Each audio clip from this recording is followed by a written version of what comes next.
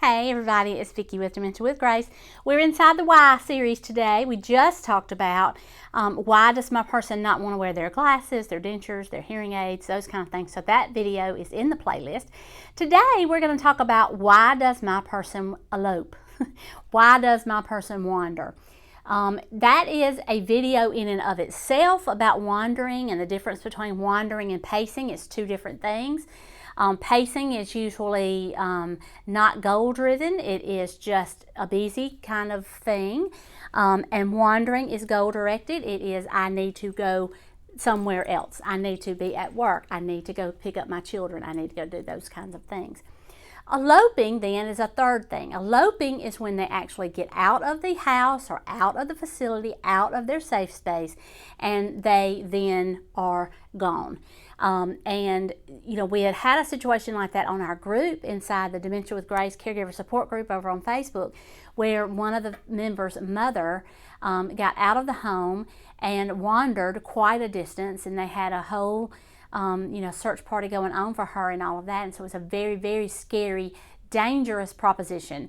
Elopement is a level above wandering and pacing. Eloping is getting out of their safe space and possibly, coming to harm. This lady, thank God, was found, and she was unharmed. She was dehydrated, lots of bug bites and things, but she spent a day or two in the hospital and recovered as far as physically. But it is a scary thing. And so one of the questions on the group was, why does my person elope? Well, it's like anything else. They want to be where they are not. Usually a person with dementia at the stage of 5, 6, when they would be most prone to leave a safe space and not know how to get back, is just a manifestation of wanting to be somewhere else.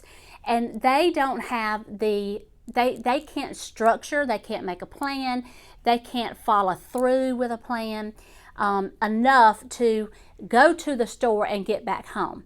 So they have a purpose in mind.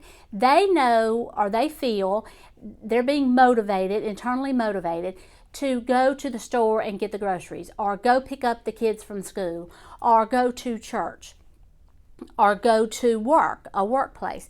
And they can no longer register that they no longer work, they no longer have children in school, they no longer are responsible to get the groceries. So it's every bit of a human experience for them to want to go and accomplish those things, not having the insight that they are no longer responsible for those things.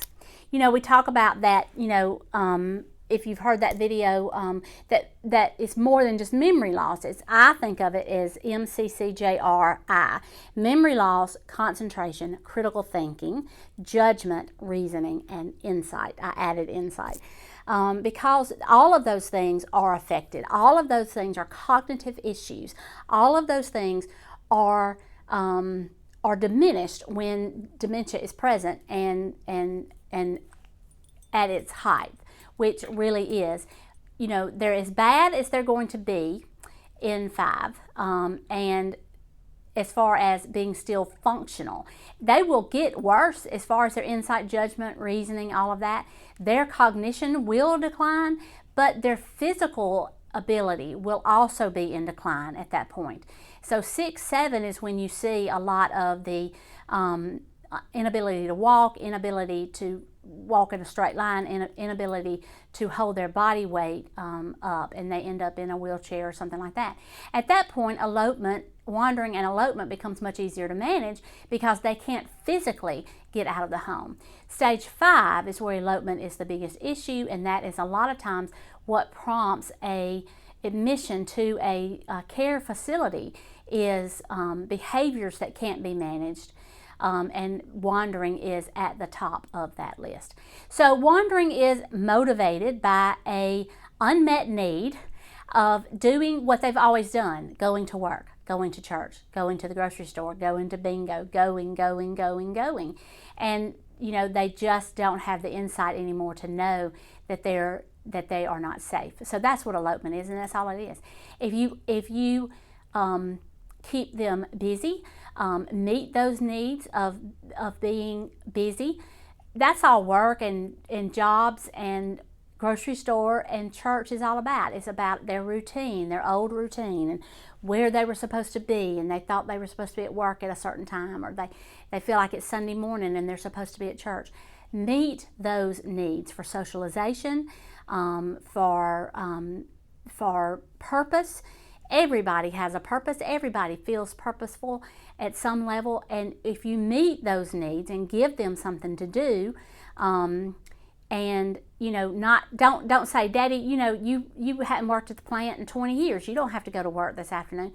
That's not going to work, because they don't believe that. They see themselves as a young person that is still working. So what you would do is say, you've got the day off today.